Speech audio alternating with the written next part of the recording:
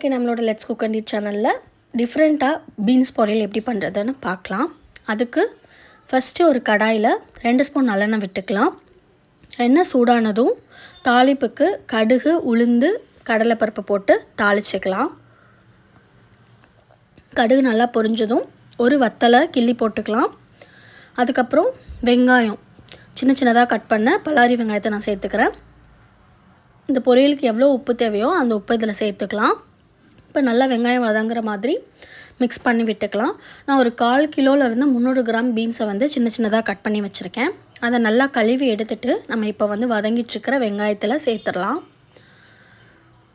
வழக்கம் போல் எப்போவுமே செய்கிற பீன்ஸ் பொரியலை காட்டிலும் இந்த மாதிரி நீங்கள் செஞ்சு பார்த்தீங்கன்னா உங்களுக்கு ரொம்ப பிடிக்கும். இப்போ மூடி வச்சு ஒரு 2லேருந்து 3 நிமிஷம் வேக வச்சிடலாம். இப்போ ஒரு மிக்சர் ஜாரில் ஒரு கைப்பிடி தேங்காய், கொஞ்சமாக 1/4 ஸ்பூன் சீரகம், ஒரு கைப்பிடி வேர்க்கடலையும் 2 வத்தலையும் சேர்த்துட்டு இதை குறப்பாக அரைச்சி எடுத்துக்கலாம். மையாக அரைக்கக்கூடாது. அவ்வளோதான். இப்போ நம்ம வெந்துட்டுருக்கிற பீன்ஸை பார்த்திங்கன்னா ஒரு 75% வெந்தால் மட்டும் போதும் இந்த பொரியலுக்கு. ரொம்ப மையாக ஒரு கையில் அமுக்குனதும் நசுங்கிற மாதிரி வேக வேண்டியதில்லை. 75% வெந்தால் தான் ரொம்பவே நல்லாயிருக்கும் டேஸ்ட்டு.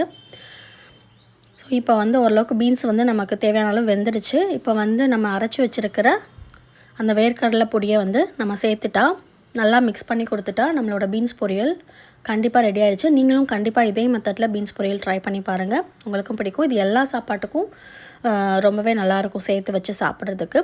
காய் எப்போயுமே ரொம்ப வேகிறத காட்டிலும் ஒரு 75% வேக வச்சு நம்ம சாப்பிட்டோன்னா நமக்கு காயில் இருக்கிற சத்தும் கிடைக்கும். அதே நேரத்தில் ரொம்பவே நல்லாயிருக்கும். கண்டிப்பாக